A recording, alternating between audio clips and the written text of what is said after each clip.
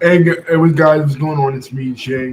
I'm here to talk a little bit about the new television show that's out on Peacock, uh, focusing on the lives of Nelly and Ashanti, the rapper Nelly and the singer Ashanti. Hey, Lisa, what's going on? The basic premise of the show is that Ashanti and Nelly have gotten back together. In the early 2000s, the two were an item. It was known to fans somewhat, back then, but not really. And at that time, both of them were on top of, the music charts. Nelly with his two first albums, Country Grammar and Nellyville, and Ashanti as part of Murder Inc. The female voice behind Murder Inc. and the inspiration behind many Murder Inc. songs, like such as she wrote "Ain't It Funny" for J Lo, and "I'm Real" remix for J Lo, as well as the songs that she did featuring her and Ja Rule, such as "Mesmerize" or her own songs "Happy" and "Foolish" remix. But things didn't work out, and after years and years, over a decade, thanks to Versus, they were reunited in 2021. It was the Versus Fat Joe versus Ja Rule, and they bring out Nelly. And Ashanti talks about how her mom, who was called her mom ledger, said, "Yo, I just seen him. I just seen that motherfucker." And she goes, "Who?" "Nelly." Again, their breakup was messy. They hadn't spoken to each other during that time, so this is like the first time they're actually seeing each other, and Ashanti is out there performing. And we talked about this versus when it happened. There's a video about it on this channel because there was some controversy at that time with Fat Joe's comments about Little Mo and Vita, other female members of the Murder Inc. camp. But long story short, they sparked up their relationship again and they started dating. And then they got married, you know. And then, things escalated and Ashanti got pregnant. Now, it starts off, they're in Paris and they're driving to a secret location. The secret location is Ashanti Island. Now, initially, when I saw the first episode, I'm like, damn, Ashanti looks really good. She was really filling out her dress, you could say. She was looking radiant, as a pregnant woman is. So,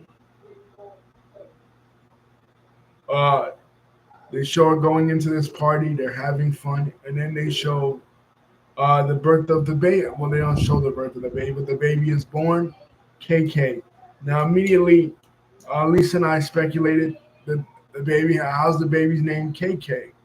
You know what I mean? Like, that's not an actual name, but obviously they want to protect the anonymity of the child, so that's what his name is. Now, the episodes really don't revolve around all of that much exciting stuff. Most of the episodes revolve around where they're going to live. Ashanti is a New Yorker. She's from Long Island, New York. Her music, of course, synonymous with Long Island, New York, the New York-based hip hop that Murder Inc. was producing, and Nelly, of course, is St. Louis through and through. He basically put St. Louis on the map, and for a while, himself and the Lunatics, as well as other artists that were inspired by him, like Jaquan and Chingy, you know, um, came from that part of the country, like that whole sound. At that time, different regions in the early 2000s, different regions of the country were mapping out their own sort of hip hop scenes. You had the South doing their thing with in New Orleans with Cash Money Millionaires and No Limits, and ATL. Had a lot of people, but St. Louis didn't really have much of anybody, and Nelly brought that flavor out, that right there flavor, the Midwest swing, We all remember, that era. So he wants to live in St. Louis. Ashanti wants to live in New York. The two of them are, at each other's throats, basically about where they're going to live because Ashanti still wants to. She wants to still perform. She wants to still be a singer. You know what I mean? Still do her thing, still tour, even though she has the baby. And she tries to in one episode, but there's an incident where they don't have enough formula because she's breastfeeding, right? That becomes an important part of the show, her breastfeeding. You know what I mean? And she needs to have enough milk in the canisters in order to feed the baby, when she's not there in the care of the nanny. So a major thing revolves around that. Now, a major controversy when the previews of the show came out was two things, two main topics that were major controversies regarding this. One was Nelly saying to a group of friends that included Jermaine Dupri that he was not going to help with the domestic chores of the baby, that he was not going to change diapers, that he was not going to, help with the day-to-day, especially the changing of diapers. Now, a lot of women were upset about this, and rightfully so, because they feel like men should bear some brunt of the responsibilities for a child, and they really should, because come on, the child is half the mother's, half the father's, so the father should have some input into the domestic affairs of the baby, not just the mother bear all the responsibility just because she's quote unquote a woman. So that kind of episode targeted gender roles, whereas but he explains it in a different sort of way. His explanation for it, though, is that he believes that he has.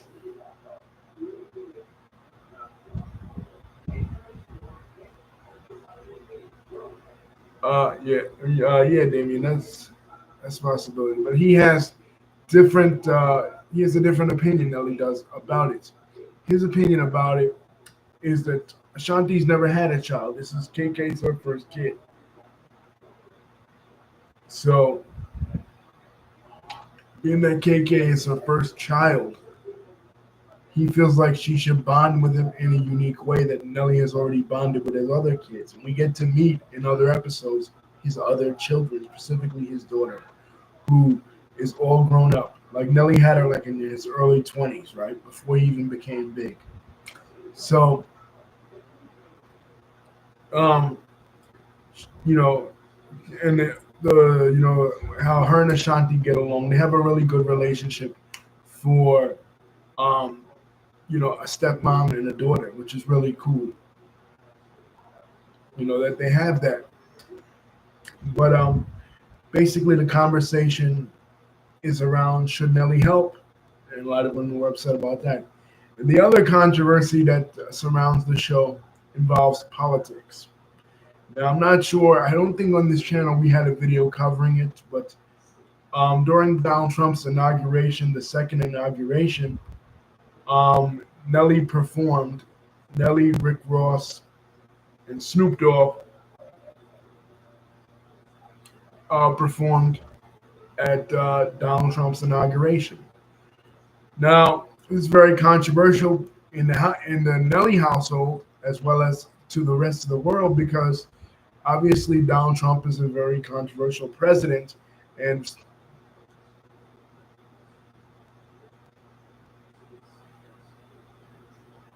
we have a video on it. I can't really. I forgot. We've done so many, but we do have. Apparently, according to Lisa, we do have a video regarding the performance during that time. But it was controversial because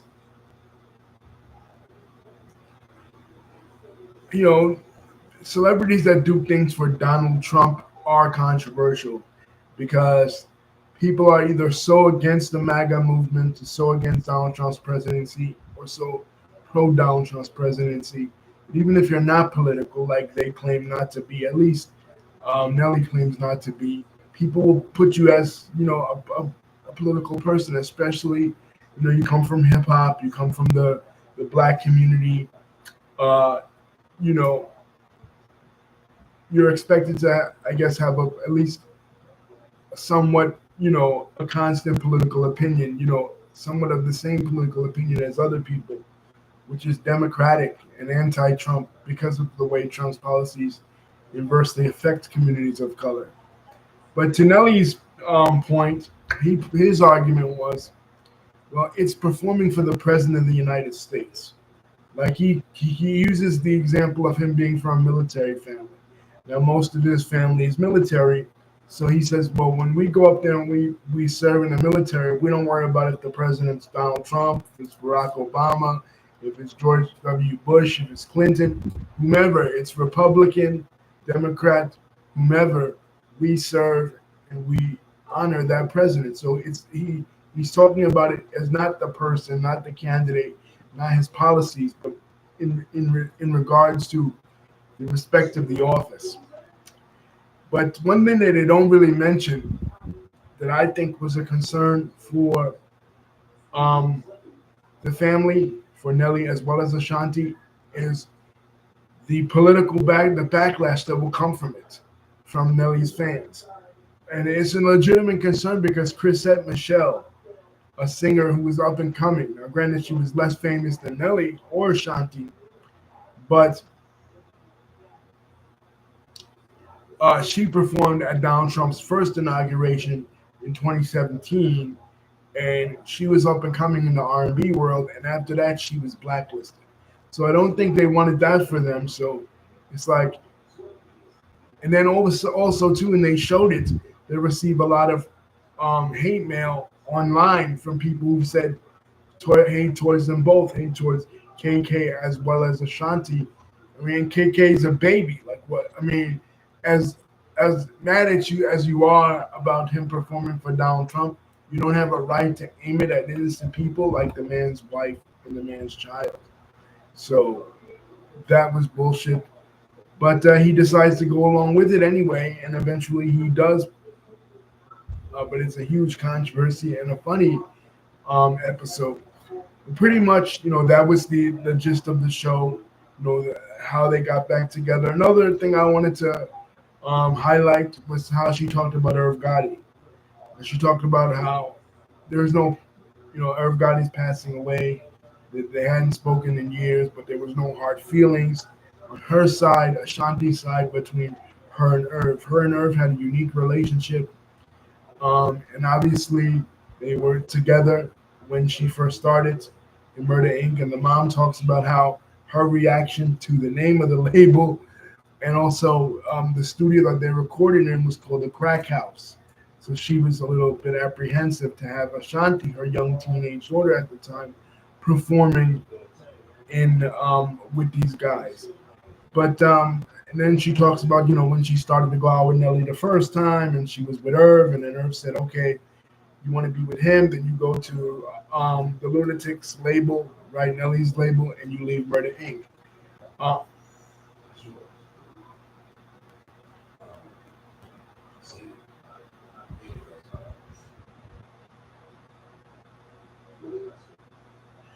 Uh, Lisa, I don't know, man. I mean, you say Lisa says actually Ashanti wasn't speaking on how she felt about Nelly performing, which to me wasn't good.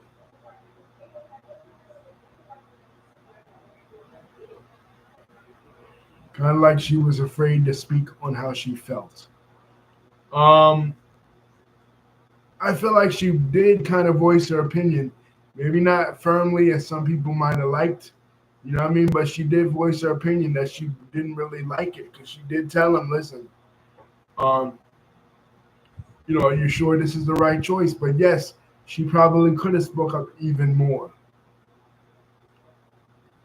But maybe she is one of those women that feels like it's important to stand by her man despite her maybe not agreeing with every decision that he makes, Lise.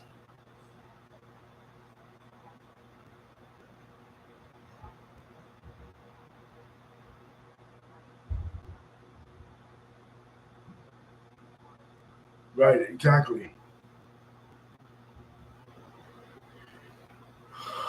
Um, but many women said that they would not do it. Ashanti, I think, but overall, I love how happy they looked with one another. Besides this little incident, in the touring issue, they looked really content and they look really meant to be. And also, another theme throughout this is Nelly's attempt to relaunch Apple Bottom. He talks about the rise in urban fashion in the late 1990s and early 2000s, um, because of clothing brands like Fubu, Shanjan, Wu. Rappers were becoming associated with hip hop culture, fashion, and were launching their own clothing lines in addition to launching their own record labels and other merchandise. And Nelly was a part of that. Of course, like I said, Rockaware was a part of that. Rough Riders had a clothing line. Um, Wu Tang had one. Sean John, Bad Boy, obviously. Def Jam. Many record labels in the 90s and early 2000s had these this urban type wear because a lot of the high end fashion industry people that rappers and people from the hood were always wearing, be they Adidas, Calvin Klein, Tommy Hilfiger, Polo Ralph Lauren. Those people had less than favorable views about African Americans, and some were outright racist. So the idea is, rappers could use this as another revenue stream, similar to the way they would do drinks, later on, because fashion is a part of hip hop. Some say it's an unofficial element of hip hop, right? So why not get in on it? But then he talks about how that happened, but in the early,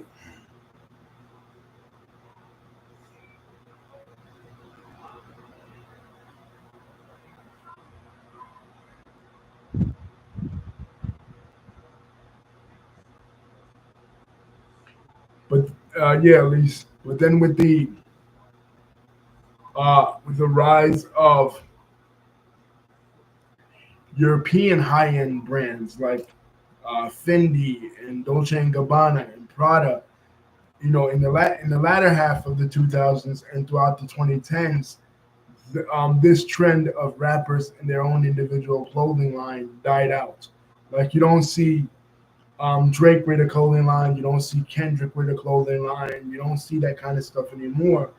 That kind of thing went by the wayside, unfortunately, because European high end brands ended up taking over hip hop fashion and hip hop consciousness. Um,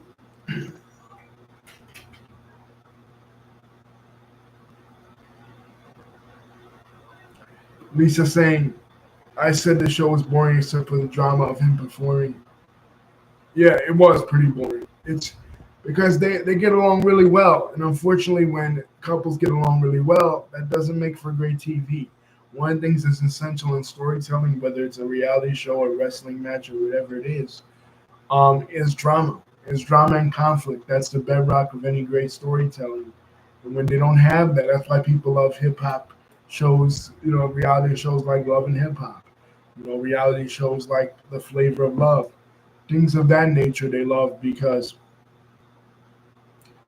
uh, because not only they involve hip hop stars, but there's a lot of drama surrounding them. So this is not there's not a lot of drama in this show because they get along pretty well. Their relationship is pretty solid, with the exception of those two things. And even as Lisa mentioned, those two things, Ashanti, she had a problem with it initially, and then she just went along with it later. So there wasn't much drama in the show. So maybe next season it'll be a little bit better. Other things will go on in their life as we watch the child KK grow up. Obviously, like podcasting, reality TV has been another valuable stream for many artists, especially from of the millennial generation, those that were popular in the late 90s and early 2000s, to rekindle and reconnect with their fans, just as it has been in the world of wrestling, just the same way in hip hop and the music industry. Anyway, guys, that's pretty much it. the first season wasn't much to talk about, just that. So thank you guys for contributing. And Damien, to answer your question, I said before I think Cody should turn you. Peace, guys. Don't forget to like and subscribe. Yeah. So the issue of the diapers, it seems like Nelly just wants he says he's not going to be around the kid until the kid can walk. He seems like he just wants a playmate um, rather than a baby. There are a lot of guest appearances on here. Ja Rule is on here, Jermaine Dupri, LL Cool J's wife, who is like a mentor to Ashanti because she knows what it's like to be married to a rapper, and not only married to a rapper, but married to an established brand in hip hop, a sex symbol in hip hop to a lot of women. So basically, trying to keep your marriage solidified, as we saw with other hip hop celebrities, putting their business out there and becoming these musical power couples. Sometimes it works in the case of Rihanna and ASAP Rocky, and sometimes it backfires in the case of like Remy Ma and Papoose, or Offset and Cardi B, or even Stephon Diggs and Cardi, or Megan Thee Stallion and Tory Lanez. There's a lot of examples where it works out, a lot of examples where it really doesn't. So hopefully it works out for Nelly and Ashanti, and we continue to get more seasons, but more interesting seasons. Peace, guys. Don't forget to like and subscribe.